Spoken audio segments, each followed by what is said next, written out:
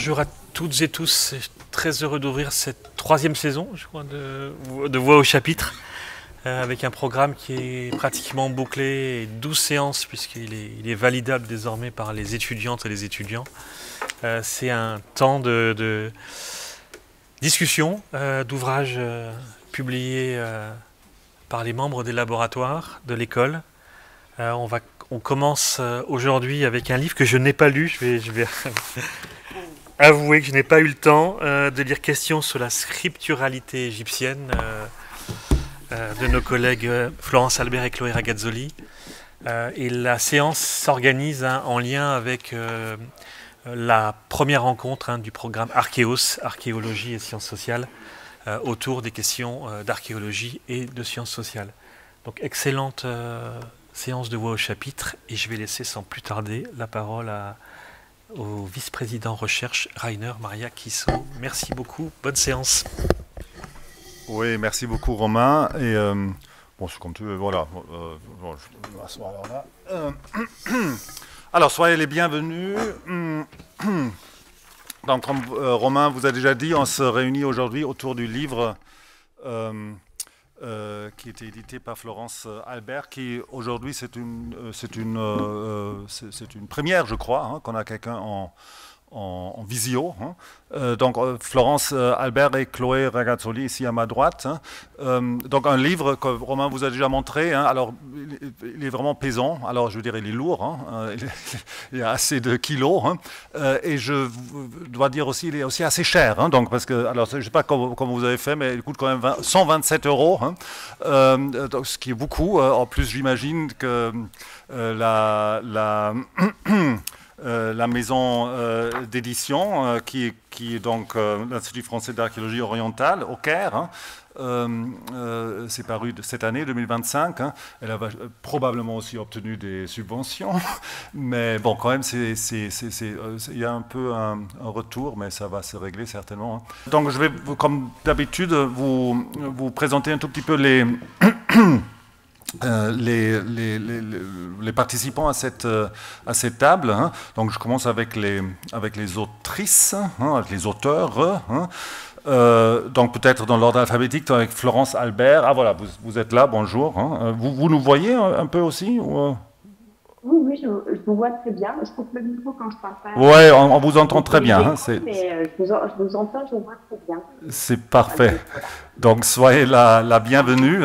Donc, Florence Albert, qui est égyptologue à l'Institut français d'archéologie orientale, donc le IFAO, une spécialiste de l'écriture hiératique, des livres des morts, c'est même un titre d'un de ses livres, livre des morts, et des textes rituels et funéraires alors tardif, ça veut dire, j'imagine, l'époque tardive de l'Égypte. Chloé Ragazzoli, qui est ici de mes côtés, donc directrice d'études à l'EHESS. Je vous dis toujours, comme vous savez déjà, les habitués, l'intitulé des chaires, parce que c'est assez parlant. Donc sa chaire ici à l'école s'intitule Écriture, toujours en pluriel, Écriture, savoir, pouvoir, le laboratoire égyptien. Donc une spécialiste notamment des inscriptions et des graffitis que laissent les scribes dans des monuments funéraires. Bon, je vais citer que deux livres, justement les scribes, ou plutôt scribes, et les éloges de la ville en Égypte ancienne. Donc on a deux, si je vois bien, commentateurs, un commentateur, une commentatrice, Béatrice Frenkel, à côté de Chloé, linguiste, et après je ne sais pas comment on dit, je crois qu'on dit sémiologue ou sémiologiste, sémiologue, bon, peu importe, en tout cas linguiste, qui occupe la chaire ici à l'école anthropologie de l'écriture, donc une spécialiste de l'écrit, comme tout le monde ici d'ailleurs, alors sauf moi. Moi, je suis que juriste et pas... voilà, j'écris aussi, mais je ne suis pas spécialiste de l'écriture, mais uniquement des textes normatifs. Donc, dans spécialiste de l'écrit, des livres, alors un livre très célèbre, La signature, donc Genèse d'un signe. Et peut-être aussi, il y a bien sûr d'autres encore. Le très beau livre qu'elle a fait après les attentats du 11 septembre, donc les écrits de New York, septembre 2001. Bon, last but not least, Filippo Ronconi, aussi directeur d'études à l'école, à l'EHSS, qui occupe la chaire, qui est aussi très parlante, dans culture et société byzantine, histoire, historiographie, usage. Donc je vais juste citer son dernier, me semble-t-il, livre aux racines du livre, justement, Métamorphose d'un objet de l'Antiquité au Moyen-Âge. Donc on va commencer, on va faire comme d'habitude. Les deux éditrices, organisatrices et aussi autrices du livre, de ce beau livre, vont commencer de le présenter. Après, il y aura donc les deux lectures. On va commencer avec Béatrice et finir avec Filippo. Alors, donc je ne sais pas qui veut commencer. Florence, Chloé, vous faites ça comme vous le sentez. Merci beaucoup. Merci d'être présent ce soir. Alors effectivement, une partie d'entre nous avons été présents toute la journée sur ce programme qui a été lancé de Archéos, on dit, sur l'archéologie à l'EHESS.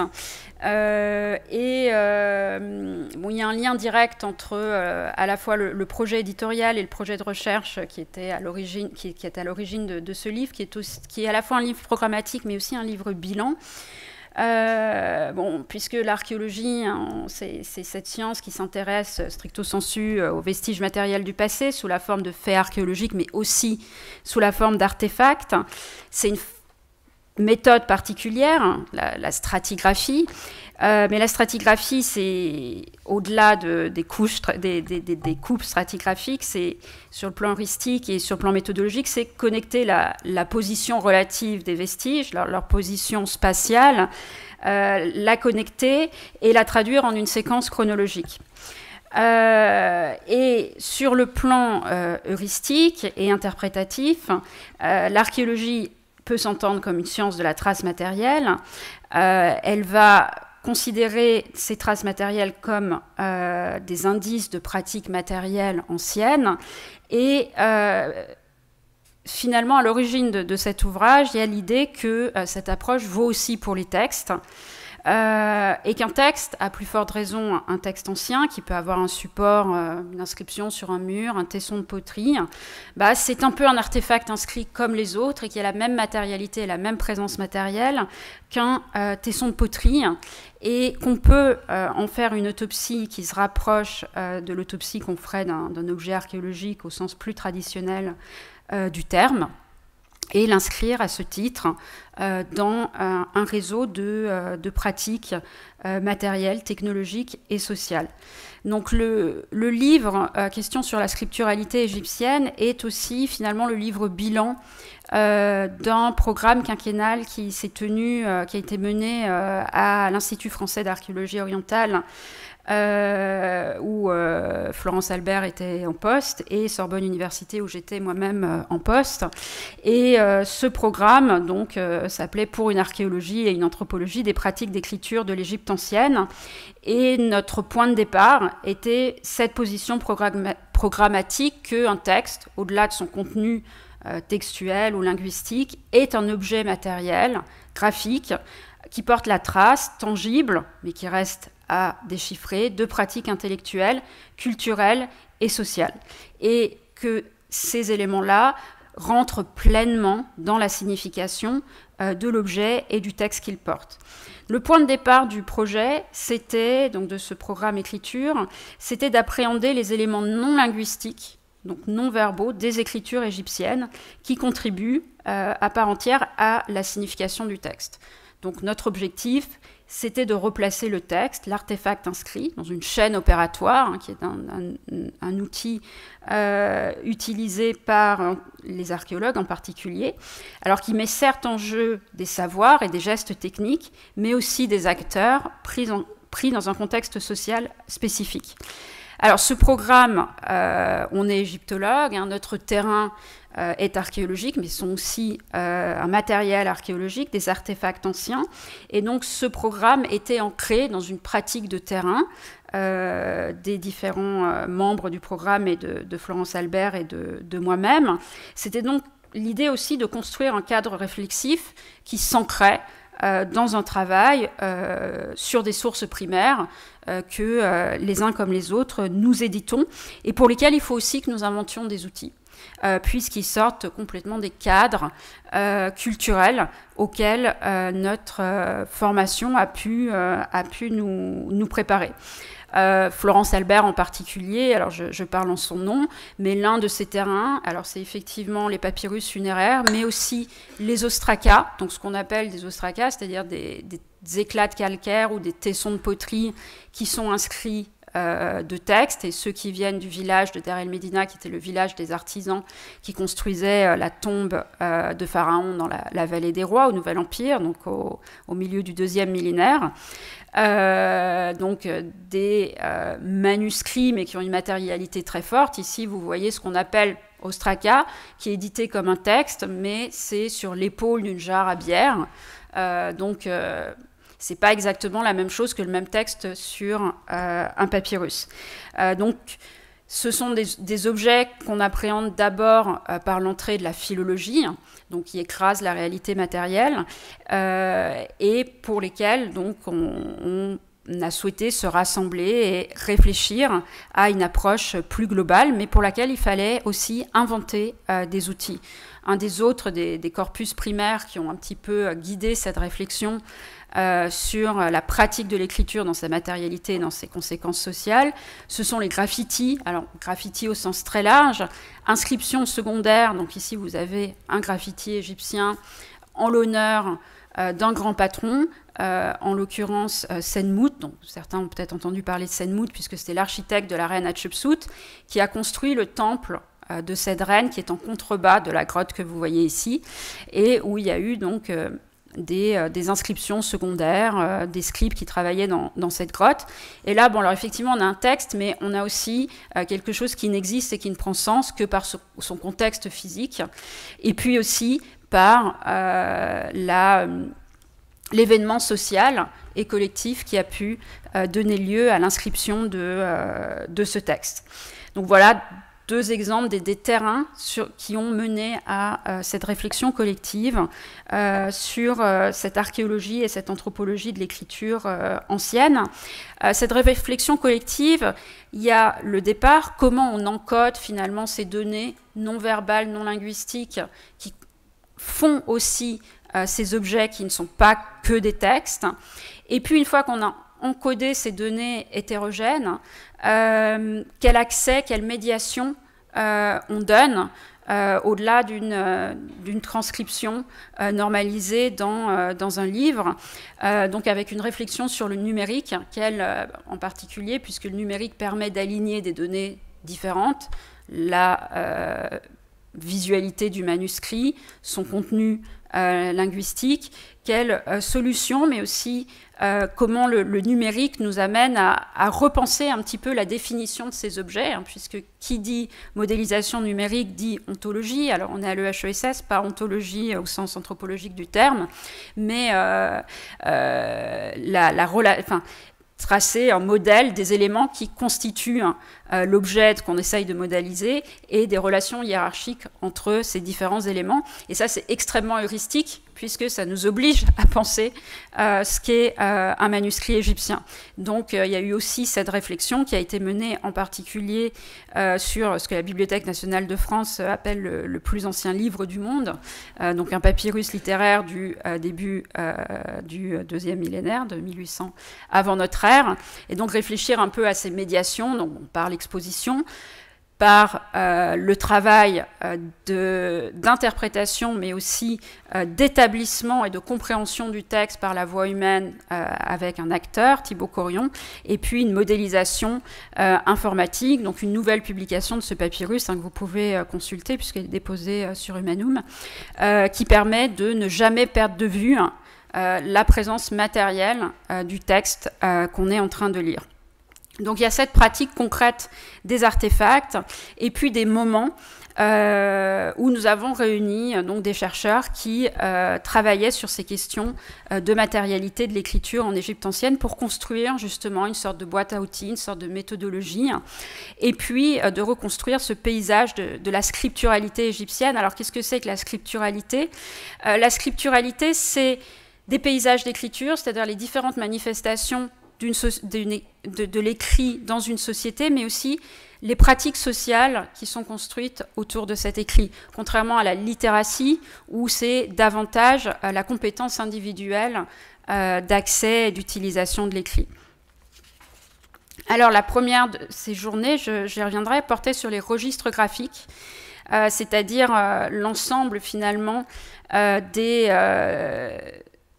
caractères graphiques d'un texte, en plus ou à côté ou de manière complètement concomitante, parce que c'est difficile de séparer les deux et peut-être qu'il ne faut pas séparer les deux dans le monde égyptien, dans un monde traditionnel, en plus du contenu verbal, et ces choix graphiques de mise en page, de choix d'un script donné. Alors si on était dans le monde contemporain, si vous écrivez le même texte en néon rose,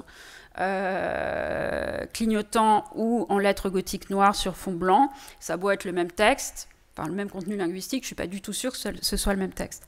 Donc avec cette idée qu'il y a un paysage graphique comme ça qui est construit de différents registres et que ces registres ont une valeur symbolique propre. Donc il y avait une idée de faire un petit peu l'inventaire de ces registres graphiques, et puis une deuxième journée qui portait plutôt sur la spatialisation des textes, donc passer de 2 dimensions au moment d'accommodement dans l'espace de textes sur des objets qui impliquent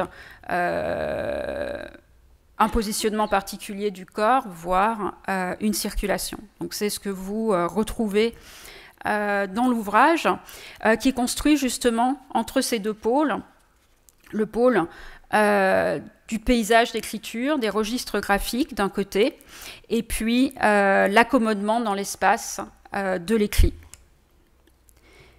Alors, je vais dire quelques mots donc, de cette question du paysage d'écriture, puisque en Égypte, comme c'est un outil qui peut évidemment qui porte sur toute société lettrée, on a un paysage d'écriture extrêmement varié.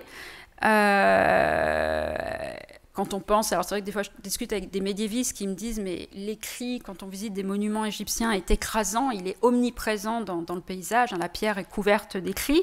Donc effectivement, il y a ces hiéroglyphes monumentaux qui sont en fait énormes, donc on a envie de dire extrêmement lisibles et ouverts au regard de tous, et qui en même temps sont tellement monumentaux qu'ils sont illisibles, parce qu'en pleine lumière à 4 mètres de hauteur sur le temple de Karnak, personne en réalité est capable, un agent humain n'est pas capable de lire le texte, d'autant que contrairement à ce qu'on peut penser, le hiéroglyphique est une toute petite partie, c'est l'écriture ultra spécialisée d'une élite pour les textes sacrés.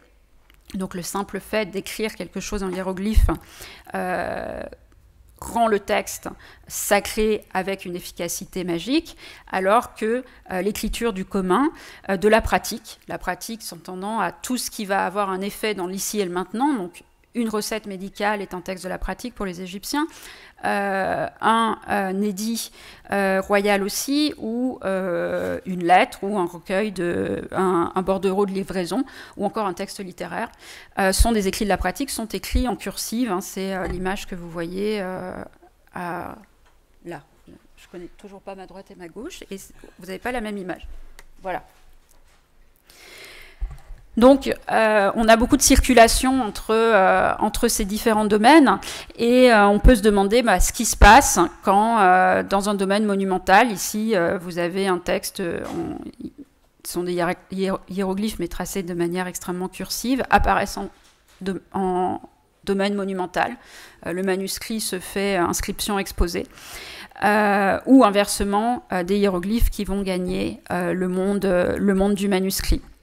Donc c'est ce qui nous a amené à nous interroger sur cette notion de registre graphique. Alors par exemple dans le livre, le chapitre d'ouverture est signé d'un égyptologue et linguiste, Stéphane Polis, et non pas Stéphanie, et puis d'un sémioticien pur et dur, Jean-Marie Klickenberg, qui ont essayé justement de formaliser dans le langage de la sémiotique, ce qu'ils ont appelé la sémiose visuo-spatiale de l'écriture, vers une grammaire des registres graphiques. Alors l'exemple de départ que j'aime assez, parce que peut-être que finalement ce que je viens de dire sur le hiératique et les hiéroglyphes, c'est assez abstrait. Donc Bushman, on est près d'Angers, je crois, peut-être des gens qui connaissent Bushman. Voilà. Alors je ne sais pas si ce panneau est encore en place. Donc ici, on a un mot qui n'évoque rien qui n'est pas motivé linguistiquement pour la plupart des locuteurs, Bushman, et c'est le registre graphique, en l'occurrence, qui indique qu'il s'agit d'un toponyme par sa mise en espace, et puis ce que nos camarades appelleraient un grammème, mais en tout cas le carré rouge.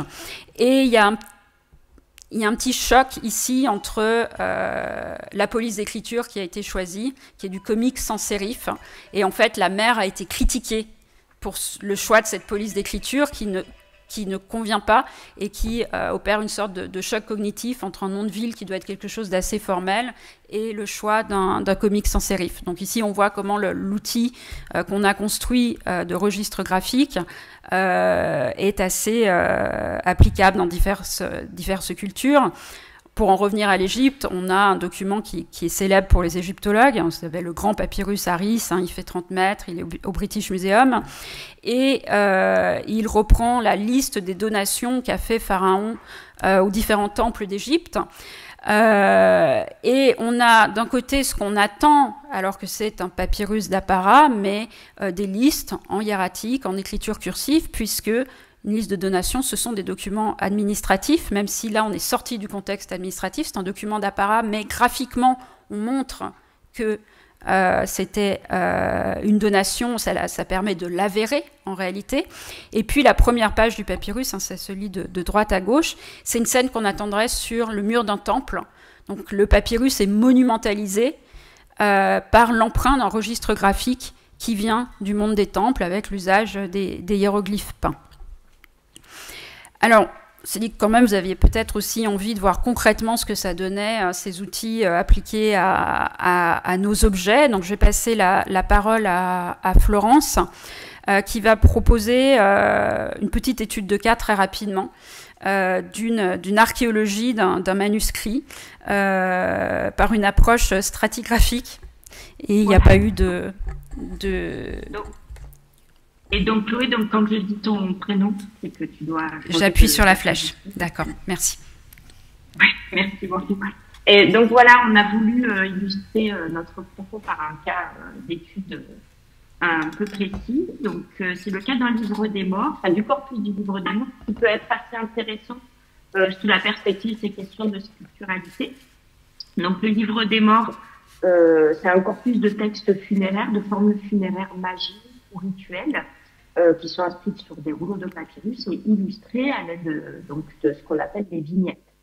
Donc, c'est un corpus qui est utilisé du Nouvel Empire autour de 1500 avant Jésus-Christ jusqu'à l'époque romaine, donc au 1er siècle avant Jésus-Christ. Et donc, ce sont des objets inscrits, copiés à la main, travaillés, mais qui, a priori, ne sont pas destinés à être exposés ou lus par des tiers, car ces rouleaux sont destinés à être emportés dans la tombe de leurs bénéficiaires, de leurs propriétaires. Donc, Chloé, si tu veux passer à la diapositive. Donc, le cas qu'on va étudier est assez spécifique aujourd'hui, car les marges de ce papyrus ont été utilisées pour recevoir des écritures secondaires. Donc, cela montre que les livres des morts pouvaient être des objets retravaillés. Donc, la question est de comprendre pourquoi et dans quel contexte ils ont été retravaillés. Donc, Chloé. Donc, le papyrus qu'on va étudier est un livre des morts conservé actuellement à New York, qui date d'environ 300 avant Jésus-Christ. C'est un papyrus d'une très très grande qualité qui est entièrement conservé, donc il fait 20 mètres de long.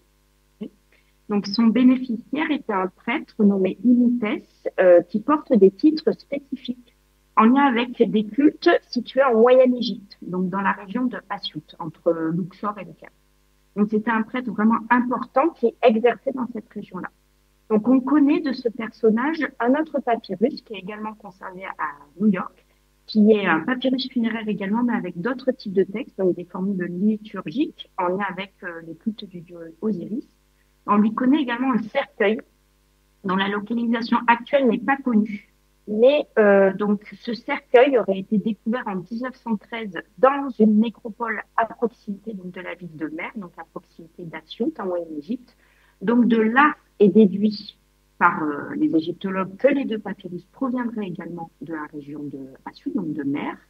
Et ça, c'est corroboré par la titulature du propriétaire, et effectivement, qui est un prêtre qui exerçait dans cette région. Donc, après, Chloé, diapositive.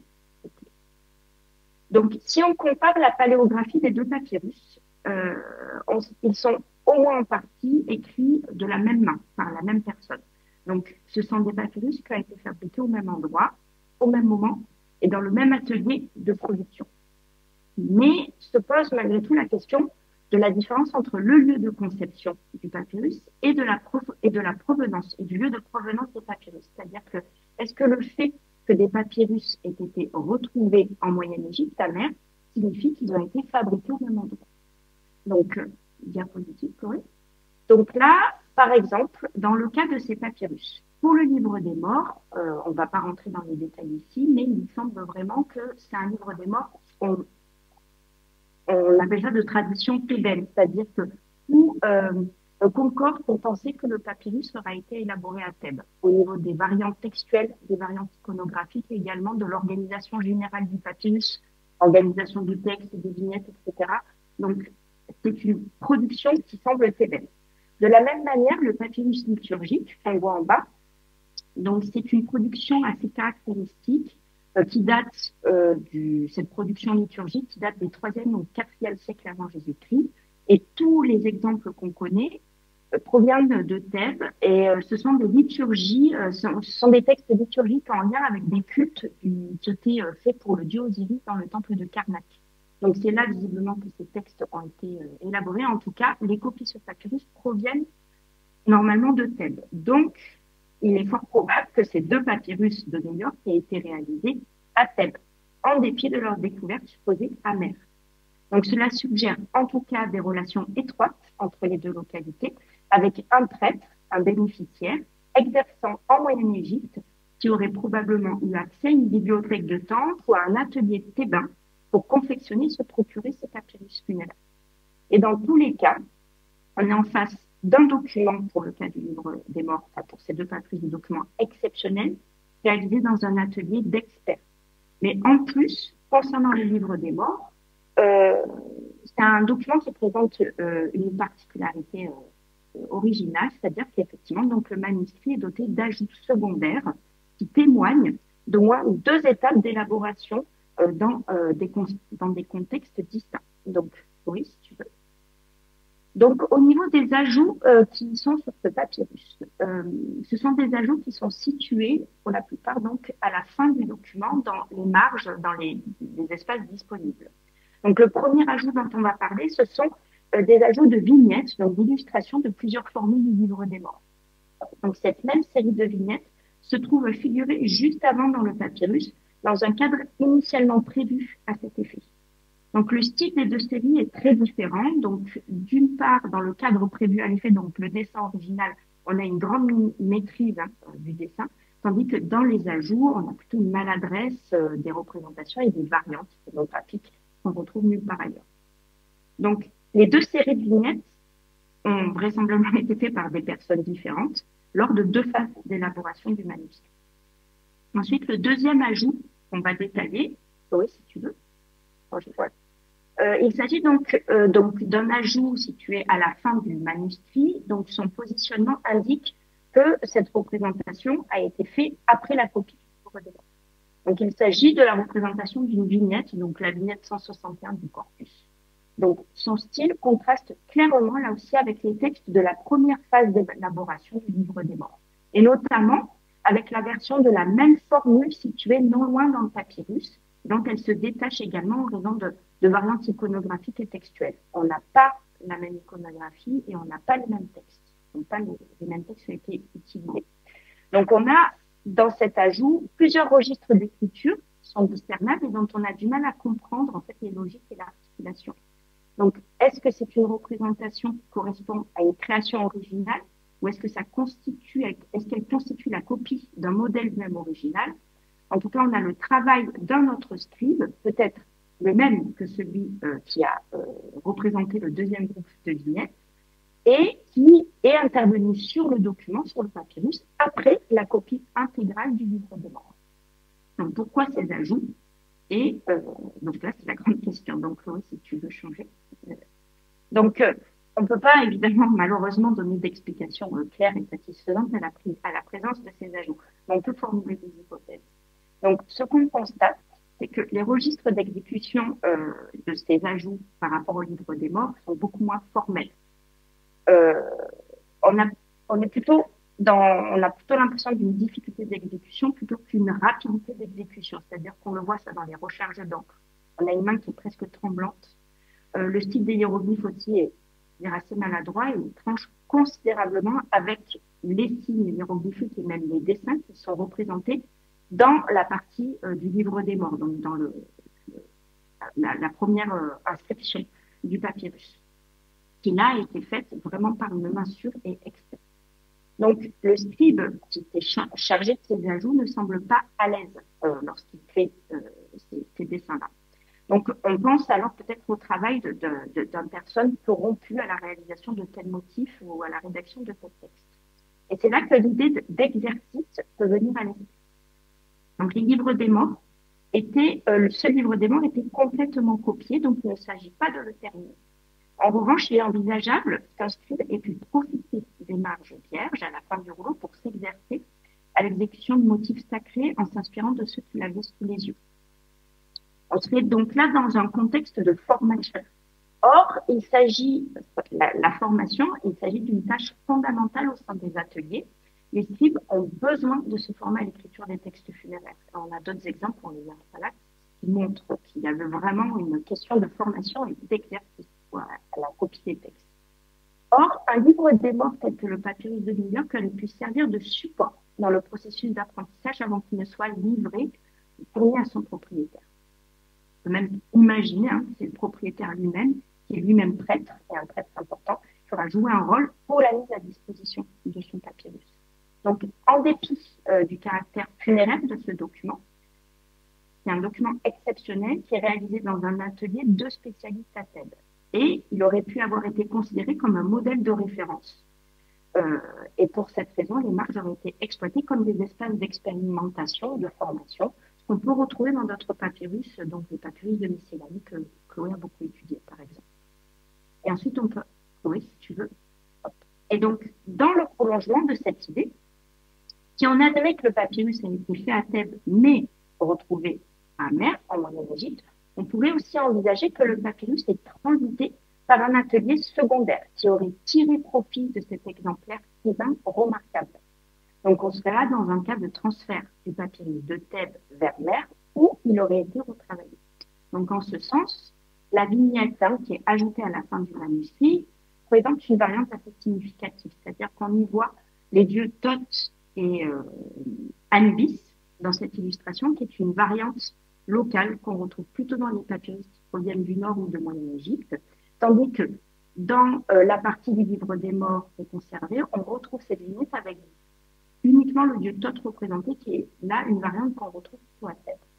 Donc, l'inclusion de cet ajout apporterait même une sorte de référence locale au papyrus. Donc, ces ajouts ne sont pas faits à perte et ils obligent à nous interroger sur la notion de sacralité. C'est-à-dire qu'un objet tel qu'un livre des morts est-il intouchable, comme on aurait tendance à le penser, mais visiblement non, et il passe apparemment entre les mains de prêtres ou de scribes aux compétences distinctes. Donc cela met en lumière déjà l'idée de la circulation, d'une circulation de temple en temple, dans une logique de réseau, avec des prêtres et des scribes qui transmettent leur matière textuelle et leur savoir. Grâce à ces échanges, les scribes pouvaient bénéficier de nouveaux supports pour renforcer leur niveau de spécialisation. Et au-delà de la diffusion des modèles de copie, c'est donc aussi celle des manuscrits funéraires eux-mêmes qu'on peut envisager pour comprendre les processus de circulation des savoirs. Et donc, dans tous les cas, cela replace au centre du jeu les prêtres qui sont à la fois copistes et bénéficiaires de ces documents et qui composent, qui échangent et qui créent sans cesse donc, de la nouvelle matière textuelle. Voilà, c'est l'exemple. Merci. Bon, je pense que cette petite enquête montre comment cet outil dont on est parti, ou cette interrogation sur les registres graphiques, confirme et consacre l'importance, montre la voie à une chaîne opératoire et à la prise en compte des conditions matérielles et graphiques qui construisent aussi le sens de l'écrit. Et cette archéologie du texte nous a invités, dans un second temps, donc au-delà des deux dimensions de la surface graphique que Florence vient d'illustrer, à prendre plus globalement en compte l'inscription dans la globalité de son espace, qu'il s'agisse de l'ergonomie de l'objet inscrit, du positionnement du texte dans l'architecture, ou de la circulation du lecteur, ou même de la circulation du texte qui est un objet social comme les autres, comme vient de le montrer Florence. Donc on a interrogé collectivement les procédures et les pratiques d'accommodation du produit écrit, en particulier dans l'espace, en interrogeant donc la circulation d'une matière textuelle d'un contexte à d'autres, d'un registre graphique à l'autre, à travers, encore une fois, un éventail de cas pratiques. Alors, quelque chose qui est apparu assez rapidement, c'est le cas de ce qu'on a appelé les transfuges graphiques. Donc, on a travaillé aussi sur un programme comparatiste avec Carole Roche, qui est présente ici, qui s'appelait Spectacle d'écriture, sur cette notion de transfuge graphique. C'est les moments où un style d'écriture était employé à contretemps, qui faisait justement apparaître toutes les valeurs symboliques qui pouvaient être associées à tel ou tel choix de mise en page ou de fonte, de police ou de script. Donc il y en a plusieurs cas dans le livre. C'est la petite image que j'ai montrée tout à l'heure. Voilà, on a un caveau funéraire, donc c'est un contexte monumental, et on a des formules du livre des morts qui sont tracées, non pas comme sur un papyrus, mais comme sur un linceul, qui viennent entourer le corps du défunt en se déployant sur les murs. Donc il y a un jeu avec l'architecture, puisque le corps de défunt va être dans ce caveau funéraire, et puis en même temps on peut suivre à la trace les scribes qui ont tracé ces formules, dont on reconnaît les mains, et dont vous voyez par exemple ici le rythme d'écriture avec les moments où le scribe s'est interrompu pour prendre son encre, et qui nous permet de savoir par exemple si le scribe comprenait ce qu'il notait. De la même façon, une autre réflexion menée par Andreas Stauder, le texte dans l'espace, à propos du cycle viziral Toutmosis. Donc c'est un texte sur les droits et devoirs du vizir qui circule dans les tombes de vizirs, et où il montre justement qu'on a ces murs de mots, donc une écriture monumentale, extrêmement soignée, avec des hiéroglyphes ornés, mais ce qui va frapper l'observateur, puisqu'en fait c'est impossible de suivre à l'œil les colonnes sans se mélanger, c'est une sorte de sidération sensorielle de ce texte qui s'impose à lui, mais pas par la voie de la lecture.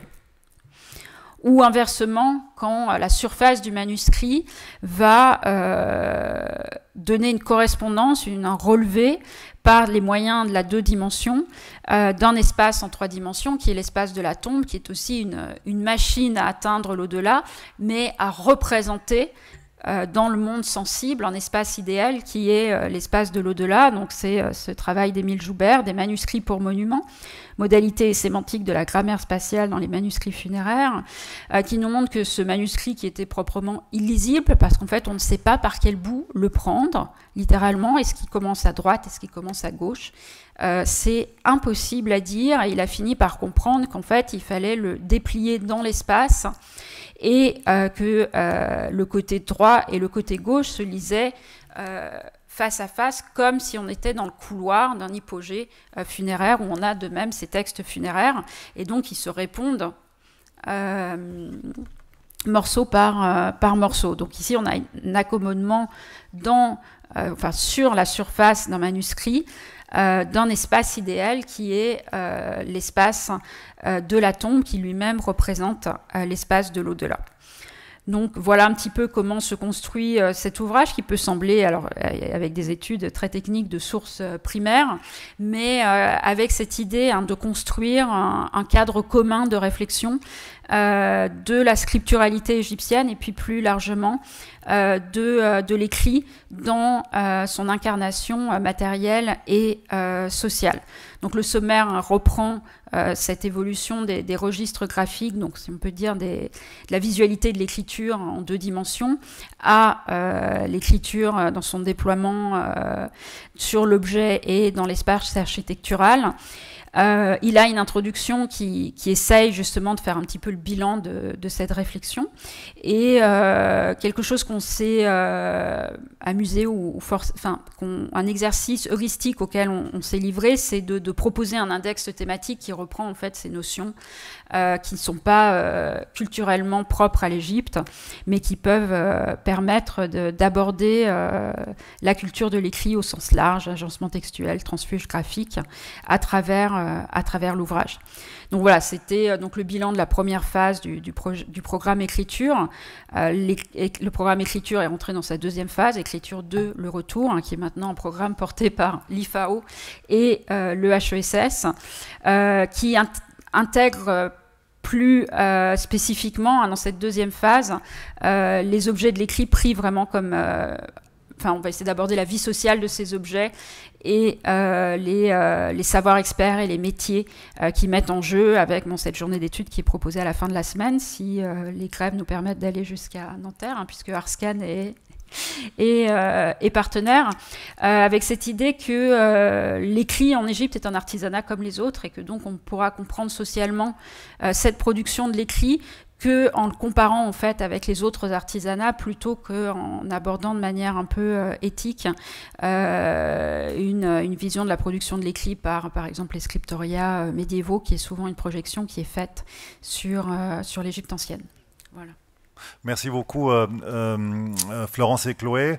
Donc on va tout de suite enchaîner avec les commentaires, questions, critiques peut-être, je ne sais pas, de Béatrice, je t'en prie.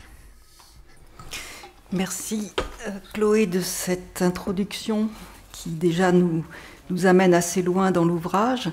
Alors en ce qui me concerne, je ne suis pas du tout égyptologue ni sémiologue d'ailleurs, et donc je me suis longtemps demandé comment j'allais procéder, parce que n'étant pas égyptologue, la lecture d'un tel ouvrage est à vrai dire à la fois une manière, au fur et à mesure qu'on lit, d'apprendre énormément de choses. Donc c'est un travail constant.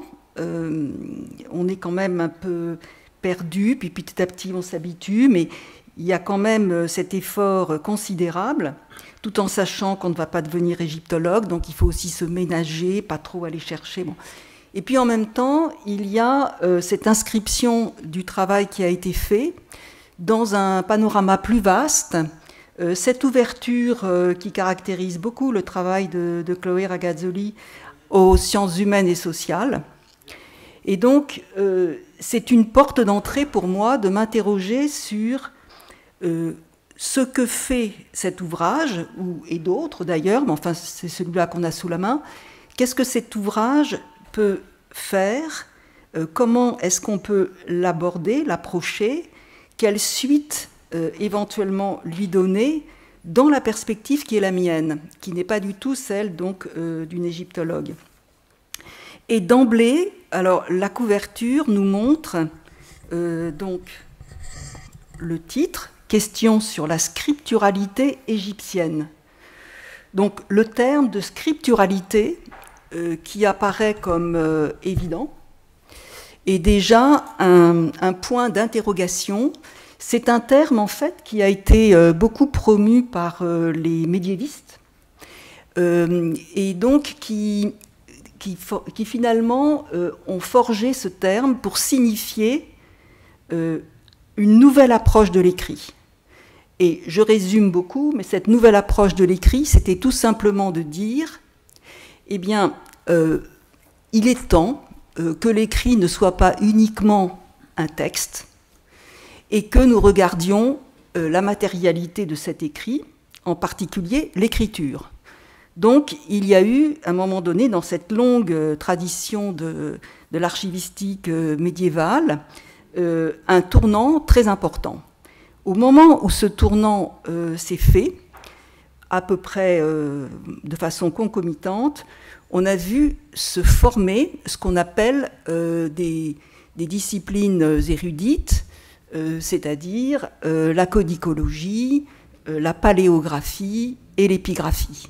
Donc, pour accomplir ce tournant de passer du texte à l'écriture, on a le renfort de disciplines qui sont focalisées sur cette matérialité.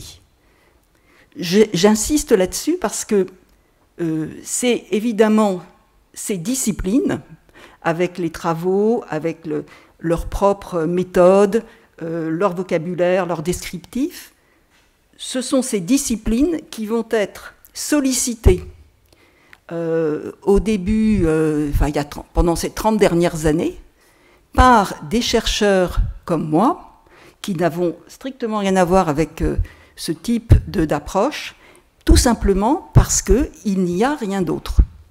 Donc, je veux dire que la scripturalité, c'est à la fois un tournant, donc, qui est propre aux médiévistes.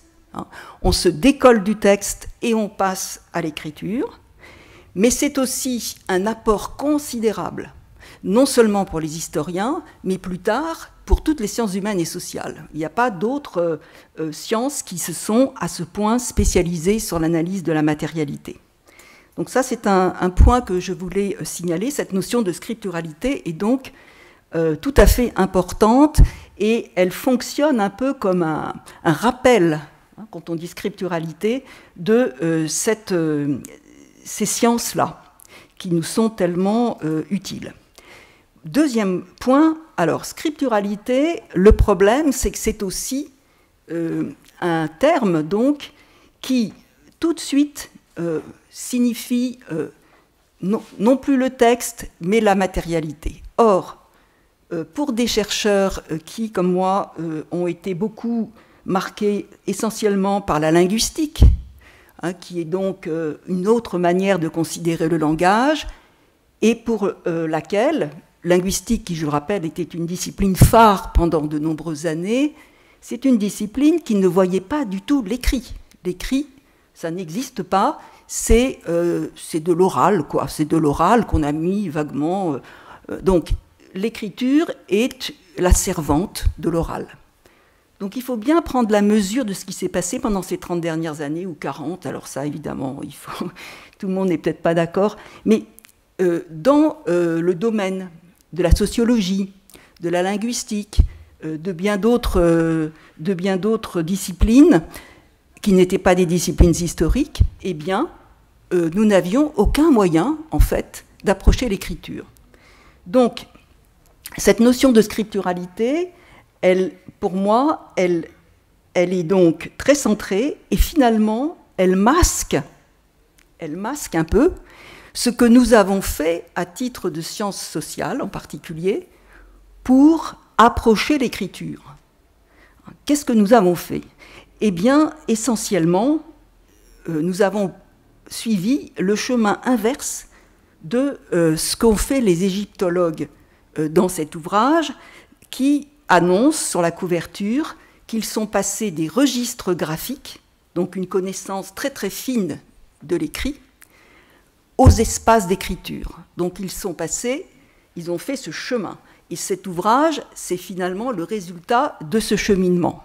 Alors passer des registres aux espaces, ça veut dire que, au lieu de se cantonner, et encore on a vu la complexité de l'exercice, à l'analyse de ces écrits, on prend comme du recul, si je puis dire, et on s'interroge sur la mise en espace de ces écritures. Donc on prend évidemment forcément en cause, on prend donc appui sur tout un environnement, un contexte qui change tout à l'approche. Dans les disciplines, disons, plus de sciences sociales, ce qui nous a permis de changer notre regard sur l'écriture, c'est précisément d'aller sur le terrain. Ce sont ces premières enquêtes qui ont été faites et publiées.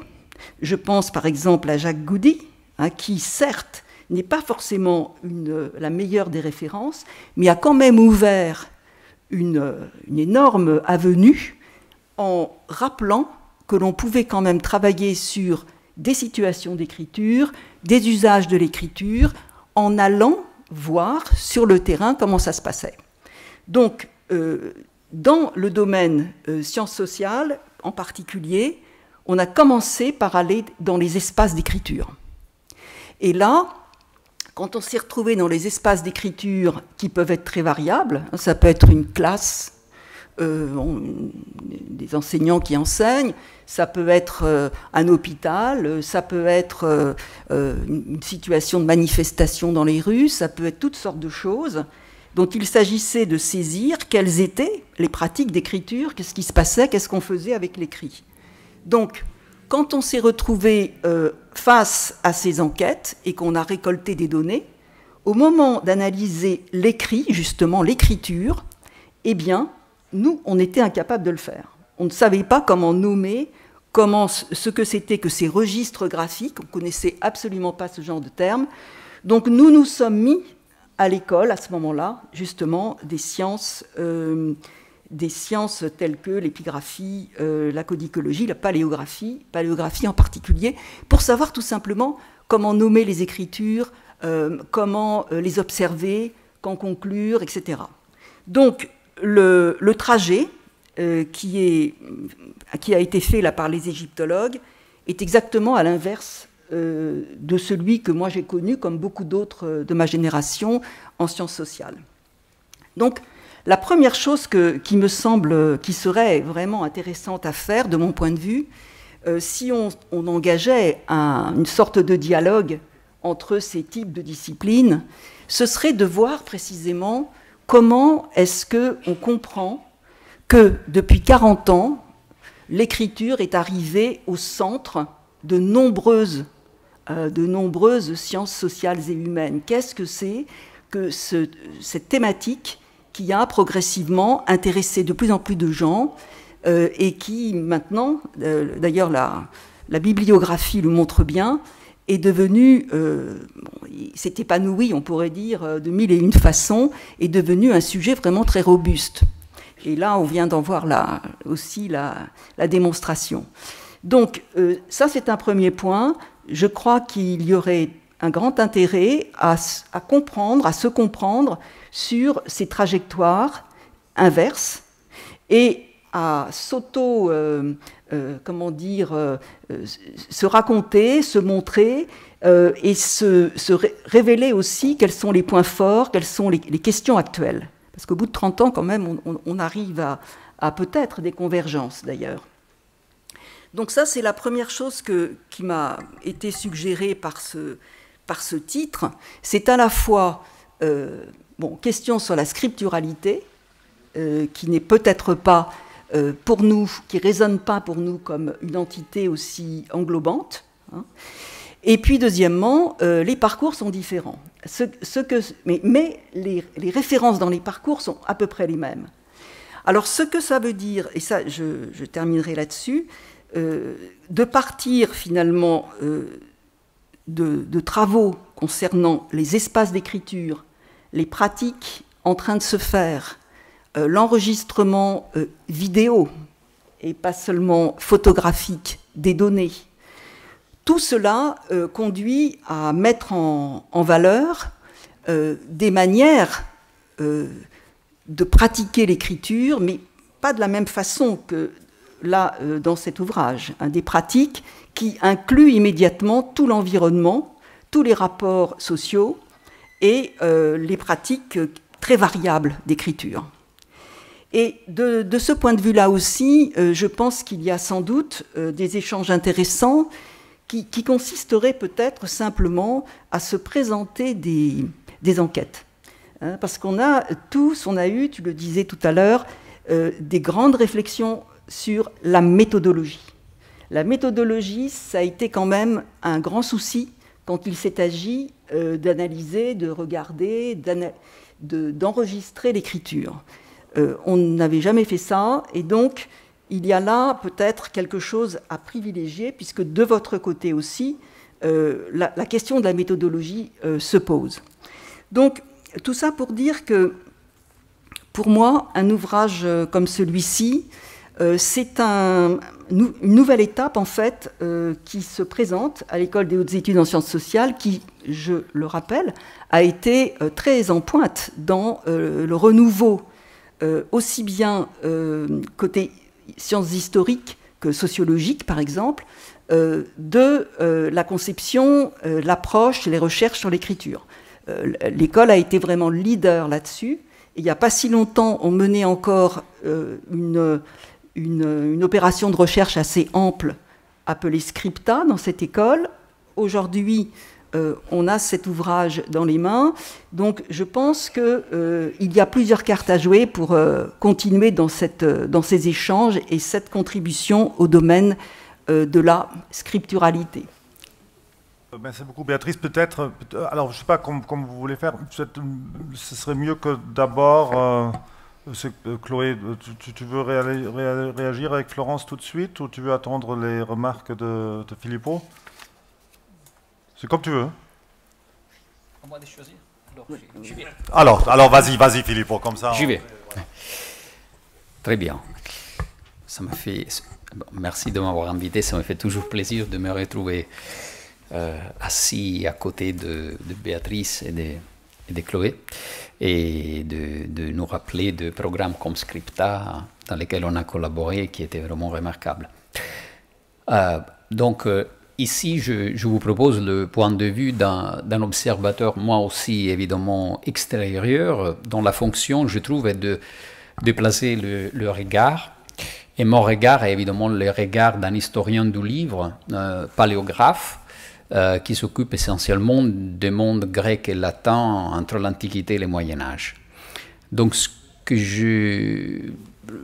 l'optique que je vous propose, et les lunettes par lesquelles j'ai lu ce livre imposant et important, je trouve, c'est évidemment une optique comparative, mais le seul comparatisme que je suis capable en mesure d'accepter, c'est-à-dire celui qui va à la recherche plutôt des dissonances que des résonances. Et donc, j'ai choisi 3 thèmes qui me semblent traverser le livre.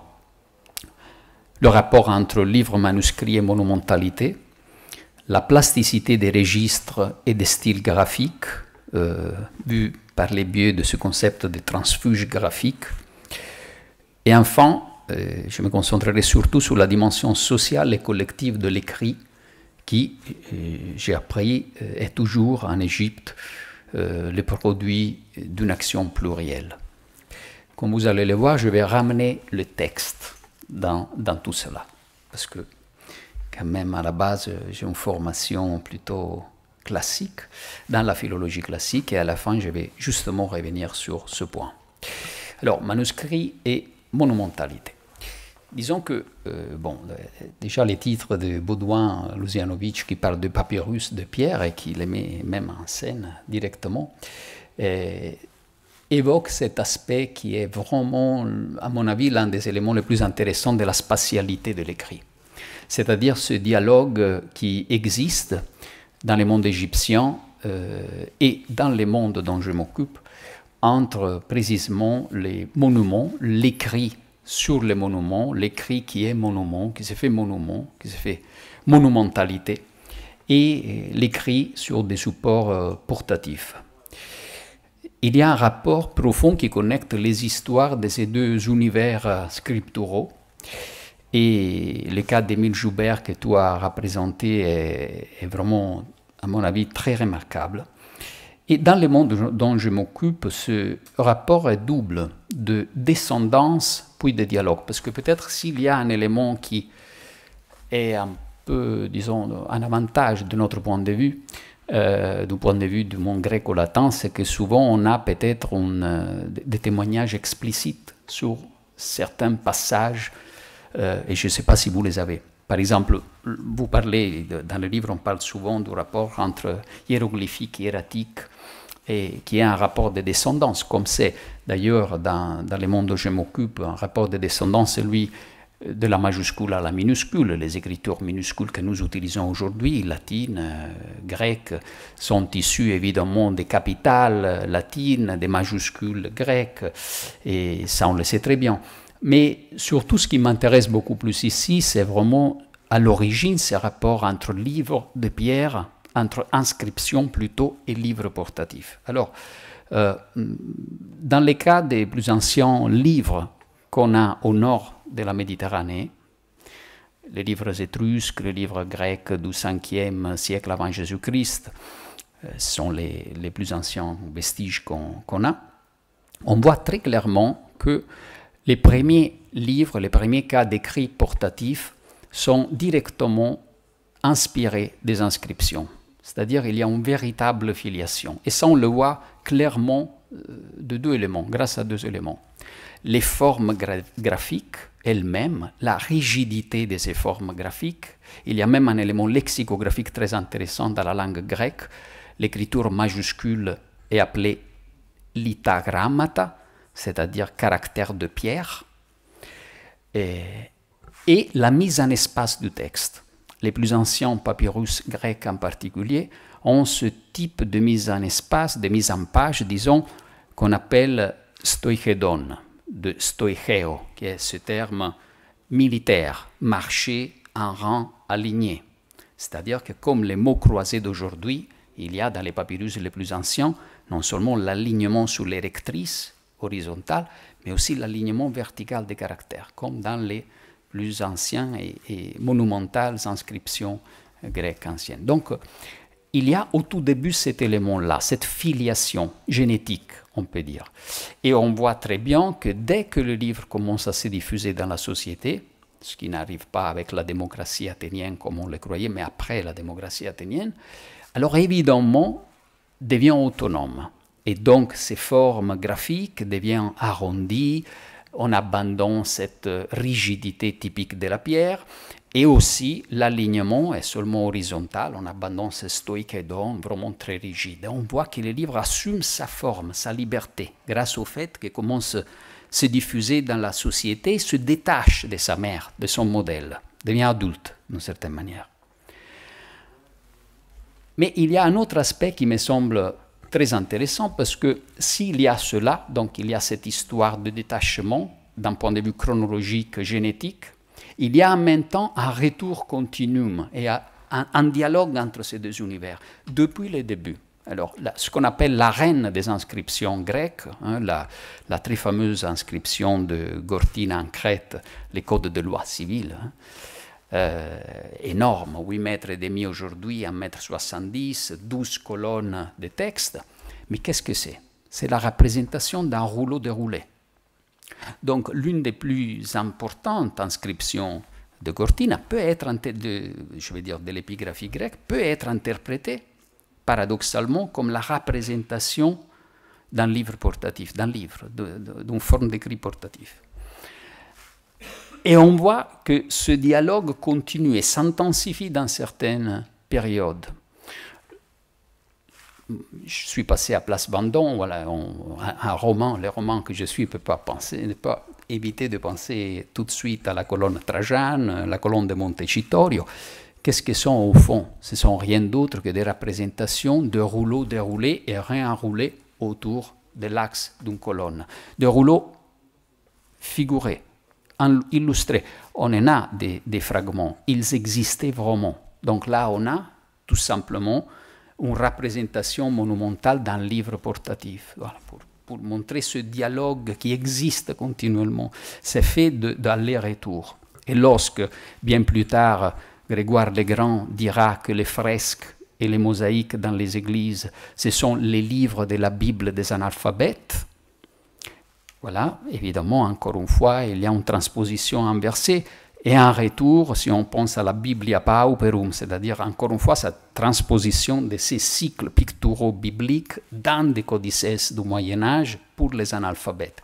Vous voyez, ce dialogue s'est allé, qui me semble, c'est ce qui, ça m'a fait penser à tout cela, la lecture de cette, si vous voulez, perméabilité de ce deux mondes dans les cas que vous illustrez dans les livres. Un deuxième point, le deuxième point, cette plasticité, perméabilité, interaction des registres et des styles graphiques.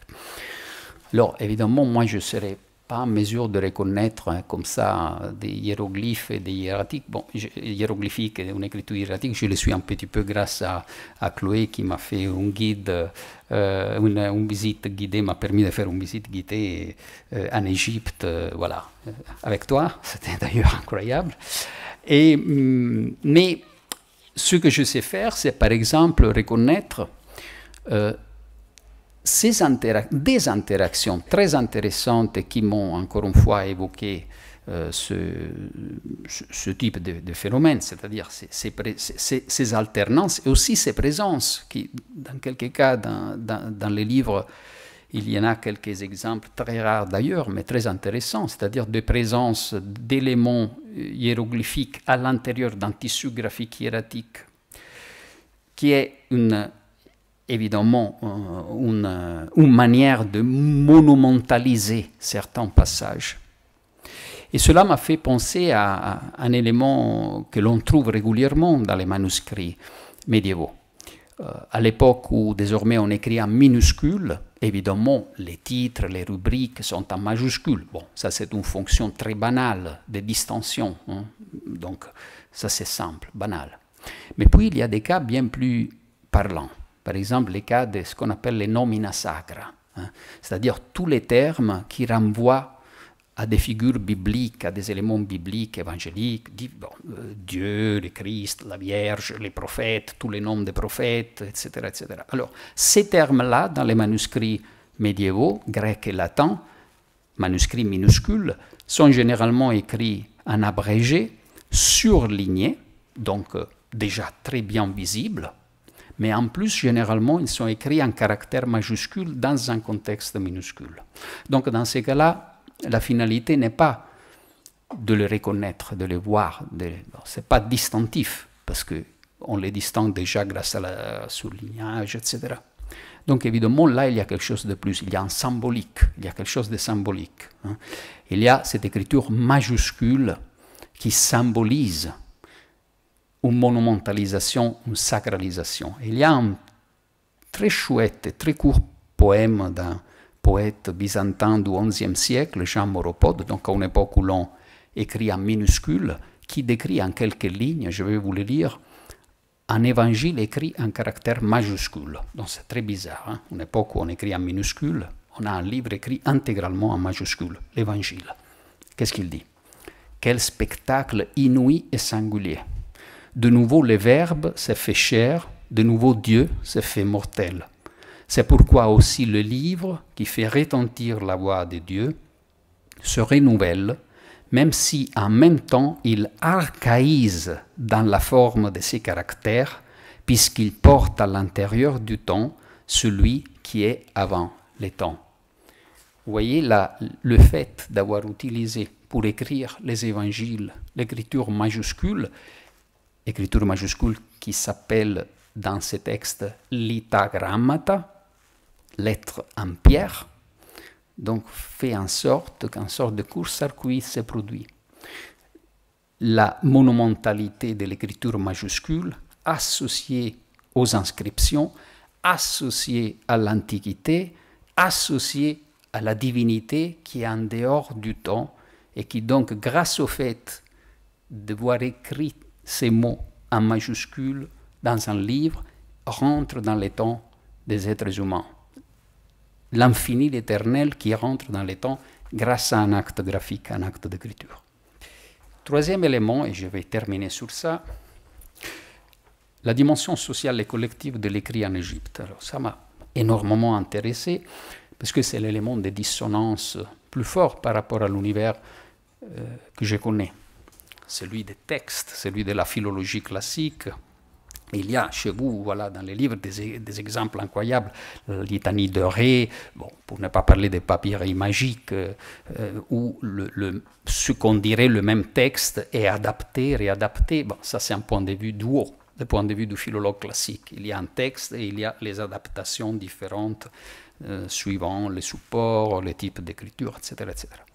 Bon, il me semble que là, vous êtes tous dans les livres Concorde, le texte égyptien est un processus cumulatif, ouvert, modulable. Il n'y a pas de urtexte, il n'y a pas un texte original, un texte archétypique, d'où descendent les différents témoins. Il y a une variété, une nébuleuse de textes. Et dans ce cadre s'insère une critique à la philologie classique, une critique de la philologie classique. Et même dans votre préface, vous opposez un peu la nécessaire souplesse de l'égyptologie vis-à-vis de l'écrit et du texte qu'il porte, des textes pluriels qu'il porte. Vous opposez cela à la rigidité d'une philologie classique obsédée par la reconstitution d'un texte original. Et là, vous mentionnez Bernard Cerchiglini, un linguiste, encore une fois, dont l'idée fondamentale dans ce livre de 1989 est que la variante n'est pas un accident que le philologue doit corriger, mais un aspect constitutif du texte. Contre les textocentrismes qui tendent à réduire ad unum la variété, il faut respecter cette pluralité. Or, il y a, je trouve, deux problèmes sur ça, et je vais terminer sur ça pour avoir un petit débat aussi. Et aussi parce qu'on n'est pas là pour chanter les louanges seulement, mais ce n'est pas une critique, hein, évidemment, tu vas le voir tout de suite, vous allez le voir tout de suite. Alors, tout d'abord, je pense que Béatrice a très bien fait de le rappeler, ce material turn, comme on l'appelle généralement, est bien précédent à Cerchiglini, qui, à mon avis, fait une opération qui a été d'ailleurs très critiquée et un peu ambiguë. C'est-à-dire, ici, pas loin de nous, Alphonse Dan, à l'École pratique des hautes études, en 1949, a écrit les manuscrits. Et là, pour la première fois, il a dit clairement, il faut regarder les livres qui portent les textes, et non les textes qui sont portés par les livres.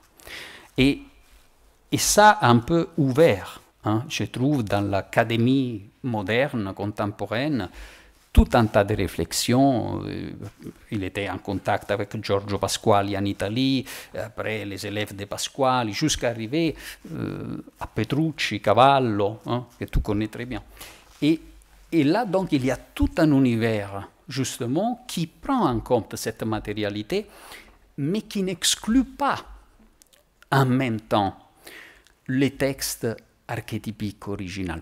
Pour quelle raison? Et là, c'est ça, à mon avis, l'élément de dissonance entre le monde égyptien et le monde dont je m'occupe, qui est un élément intéressant, parce qu'à mon avis, c'est un élément social, des sciences sociales. C'est-à-dire, c'est le problème à la base, c'est le statut de l'auteur.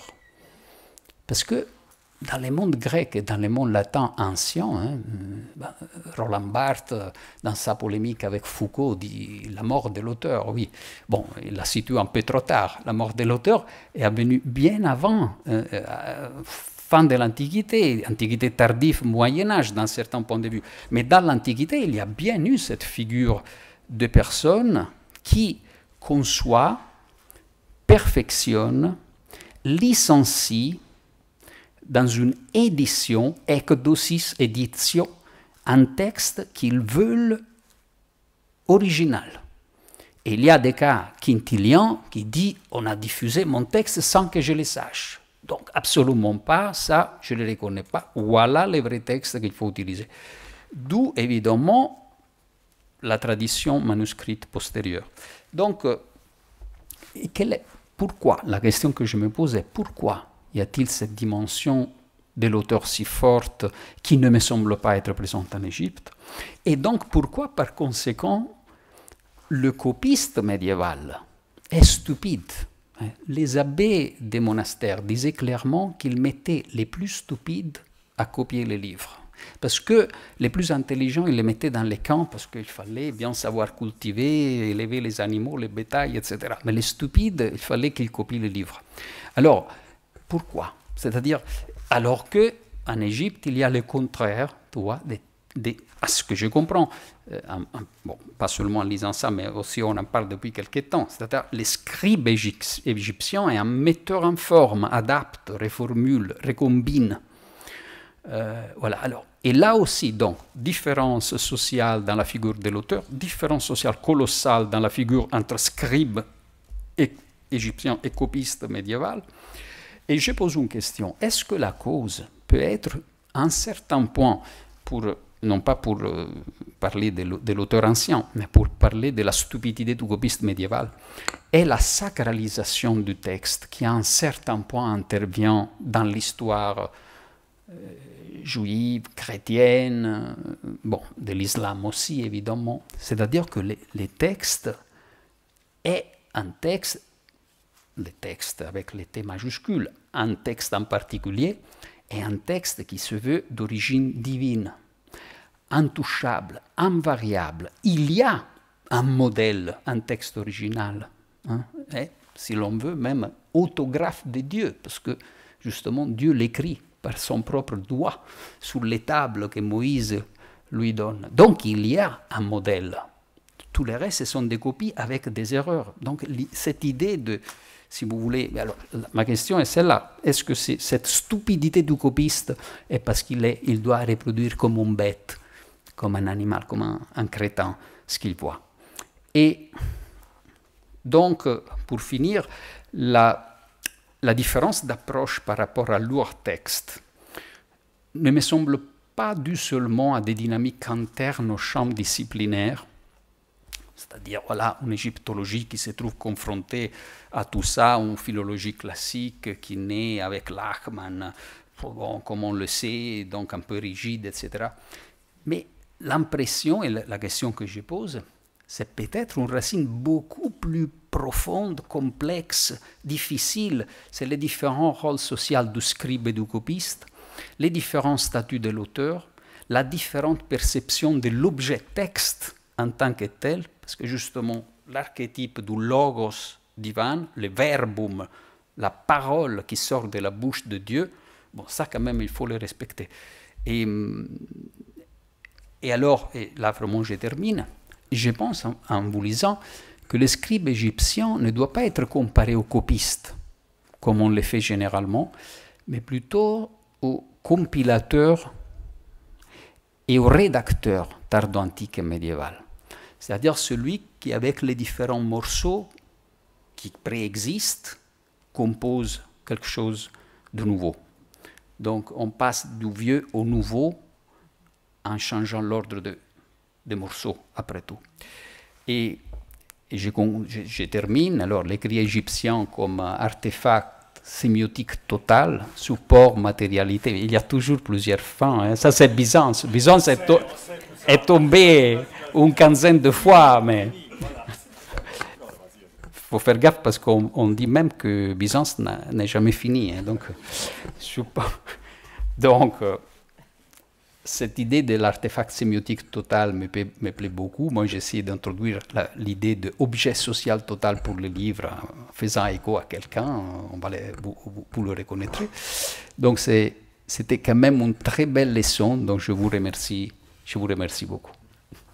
On peut peut-être. C'est bien. En fait, j'ai l'impression d'être à ma soutenance de thèse. Je ne sais pas si Florence a la même. On note, et puis après il faut répondre.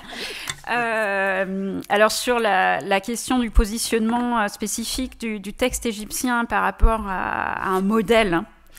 Vous avez combien de temps là devant vous? 2 heures, 3 heures Je pense qu'il y a 2 questions et qu'elles sont toutes les deux. Bon, alors il y a une question qui est épistémologique. L'égyptologie, c'est constitué comme discipline, c'est disciplinarisé, c'est institutionnalisé au moment de la philologie lachmanienne conquérante. Donc elle a gagné en légitimité en adoptant ces cadres qui fonctionnent assez mal pour l'Égypte. Effectivement, je pense que la raison est très profonde et je dirais que c'est même là pour une question de rapport au monde, d'ontologie tu parlais du logos et de ce qu'est l'écrit par rapport à ce logos.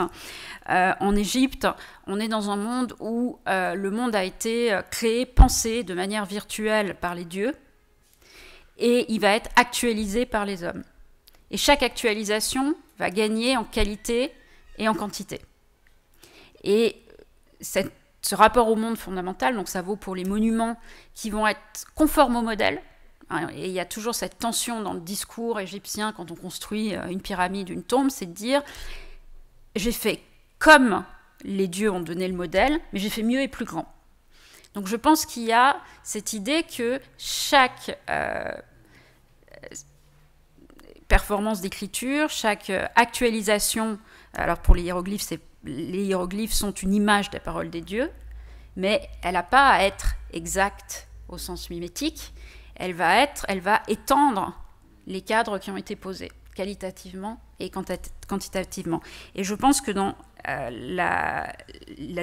l'essence même de la pensée du texte égyptien, on parlait de rentrer un peu dans ces questions et de dire qu'est-ce que c'est finalement un texte pour un ancien égyptien, c'est un peu fondamental. Et on le voit y compris dans la littérature funéraire, c'est la littérature sacrée, où s'il y a plusieurs versions connues, le texte va être meilleur si on donne les 4 versions. Parce qu'on va s'approcher comme ça du vrai en donnant 4 aspects du vrai. 4 points de vue, comme si on donnait une image de côté, de dessus, et comme dans les représentations égyptiennes, où on va représenter un tas d'offrandes dans la même image, vue de dessus, vue de face, ou le personnage on multiplie les points de vue. Et comme ça, on se rapproche du vrai. Alors Florence a peut-être un autre point de vue sur cette question-là. Le rapport au modèle et à lourd-texte, puisque tu travailles sur des corpus différents. Oh non, mais c'est vrai que c'est la différence. Enfin, dans la personne, moi j'étais sensible au fait que vous disiez que à l'époque médiévale, les copistes sont les imbéciles en fait de l'histoire en quelque sorte. C'est vrai que nous on a tendance aussi comme égyptologue à sacraliser les copistes qui copient le livre des morts, mais finalement on ne connaît pas leur statut précis, et je crois qu'on a un problème en égyptologie de distinguer le scribe, le prêtre, le copiste. Ce sont des notions qu'on n'a pas encore finalement complètement définies dans le domaine de l'écriture de ces textes-là. Et par exemple, on peut parler vraiment d'un scribe comme Chloé les a étudié dans son livre. Donc là, on pense aux scribes du Nouvel Empire qui copient les miscellanées et de la littérature, à proprement parler. Et d'ailleurs, là, on peut vraiment parler d'auteurs. Oui, tu seras d'accord avec moi aussi. D'ailleurs, avec des scribes qui signent leurs textes, on a des auteurs connus et qui font de la création littéraire, en quelque sorte toujours en lien avec la religion, mais de la création littéraire. Et ces copistes et ces scribes aussi, on les appelle aussi des scribes dans les temples, qui copient les textes funéraires un petit peu à la chaîne, avec des processus d'apprentissage qu'on commence à observer, mais finalement assez récemment dans la discipline, mais qui, là, avec la dimension d'auteur, qui on sait jamais, enfin, qui est quand même beaucoup moins présente, mais qui, on retrouve quand même des variantes dans les textes funéraires où ils ont 100 parallèles, donc on peut supposer peut-être qu'il y a un petit phénomène de création, mais qui est quand même vraiment en marche par rapport à la littérature du Nouvel Empire. Donc c'est vrai que je crois que en égyptologie, on est quand même on est encore à s'interroger sur les termes et sur la définition des statuts, effectivement, de ceux qui font ces textes-là. Et moi, effectivement, donc, c'est vrai que ce sont des prêtres, ce lien pour la littérature funéraire, pour les textes funéraires, ce sont des textes qui sont copiés, vraiment copiés, ou créés, ou rédigés, pensés dans les temples. Ce sont des prêtres qui, à la fois, copient et pensent les textes.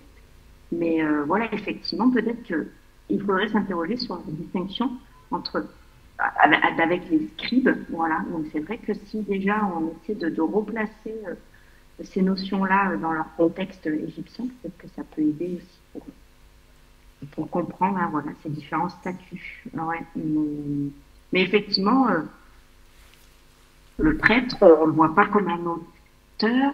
Alors, ouais, en tout cas, voilà, effectivement, c'est des réflexions, des choses en cours.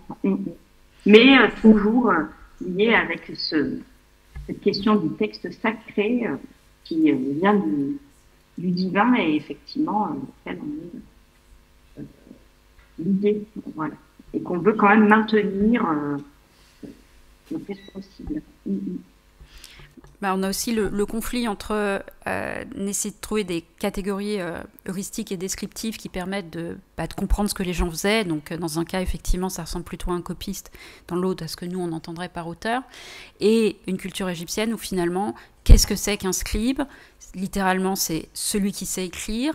Et ce qu'il fait, c'est décrit par les textes égyptiens, c'est un facteur d'écrit. Donc, voilà, ça regroupe un éventail de pratiques qui sont subsumés sous la même catégorie de facteur d'écrit. C'est celui qui fait des écrits, qu'il l'ait inventé et que ce soit un auteur qui en revendique la paternité ou qu'il ait produit un manuscrit funéraire en collationnant et en additionnant plusieurs papyrus funéraires. Je pense que je ne vais pas répondre à tous les points parce que c'est pas une soutenance de thèse et peut-être qu'il y a des gens qui veulent intervenir. Donc, je vais rebondir peut-être sur ce qu'a dit Béatrice. J'ai trouvé ça vraiment très intéressant quand tu as montré ce chemin inverse où on est en train de se rencontrer. Effectivement, et c'est un petit peu nous le chemin qu'on est en train de faire au sein du programme écriture, puisque là on en est à essayer finalement de faire une archéo-ethnographie de l'écrit. Et j'en viens me dire qu'effectivement, c'est à nous maintenant, il faudrait faire qu'on fasse des enquêtes. C'est-à-dire aller voir dans certaines, je sais que tu as travaillé dans les temples au Japon, voilà, c'est quelque chose une enquête qui, par exemple, a été extrêmement, sur le plan heuristique et théorique pour moi, c'est l'enquête qu'a menée Sébastien Galliot sur le tatouage samoan. Donc là, on est dans la technologie culturelle. Et justement, il a mis à distance une approche sémiotique qui consisterait à déchiffrer le sens, le discours que tiendraient les différents symboles ou signes qu'on retrouve sur le corps, pour refaire finalement une enquête d'ethnographie de tout ce qui impliquait le moment de la performance d'inscription. Et quelque part, ce vers quoi on s'oriente, c'est de considérer l'acte d'écriture comme un acte performatif comme les autres, et un art performatif comme les autres, et de comprendre un peu ce qui se passe socialement au moment où on vient inscrire un mur. Et là encore, en Égypte, on est dans un monde dont l'ontologie est complètement différente. Tracer un graffiti sur la montagne thébaine, c'est inscrire le corps de la déesse Hathor. Donc, et c'est là que finalement l'approche ethnographique nous est... on en vient là à ça. Donc je ne sais pas à quel moment on va se croiser puis se séparer. Florence, tu veux rebondir Non, mais c'est vrai que effectivement, oui. Non, là, j'ai pas de. Bon, écoutez, dans ce cas-là, alors moi je trouve pas du tout que ça ressemble à une soutenance, c'est juste une question, on discute, c'est tout. Hein. Et voilà, une soutenance on discute aussi, mais c'est pas parce que les deux fois on discute que les deux sont une soutenance. Hein. Alors, mais fini la soutenance, hein. Donc je pense on peut donc s'arrêter là. Hein. Merci infiniment. Hein. Bon, alors moi j'aurais aussi une petite question, mais je veux pas de réponse. Hein. C'est juste parce qu'on parle beaucoup d'auteurs hein, et des textes qui sont écrits par quelqu'un, que ce soit l'auteur, que ce soit le scribe, que ce soit le copiste, mais il y a aussi, disons, alors comment dit-on, celui auquel les textes sont adressés. Et c'est la remarque de Philippot, à vrai dire, quand il a mentionné ces textes du droit civil qui sont justement pas portatifs, hein, mais qui sont montrés, hein, et aussi tes remarques sur les colonnes, hein, et ce que Chloé et aussi Florence, que toutes les deux vous avez montré, tout d'un coup, on fait là quelque chose que les personnes impliquées, que ce soit, alors auteur c'est un peu différent peut-être, hein, encore, les scripts, mais en tous les cas ceux qui ont vu ces textes, ils ne les ont jamais vus et lus comme nous, c'est-à-dire les nez hein, accrochés à 1 centimètre de dimension au texte. Donc cette scrutation, je vois, des textes. Donc ce que je veux dire par là, c'est que peut-être ces textes étaient tout simplement inconnus. pour la plupart de ces textes, et d'ailleurs aussi les lois, hein, parce que c'est très connu. Hein. D'un côté, nul n'est censé ignorer la loi, mais personne ne la connaît. Hein. Et donc ça c'est aussi encore une tension hein, qu'on pourrait peut-être discuter, mais on ne va pas recommencer. Alors merci beaucoup encore une fois, et merci beaucoup.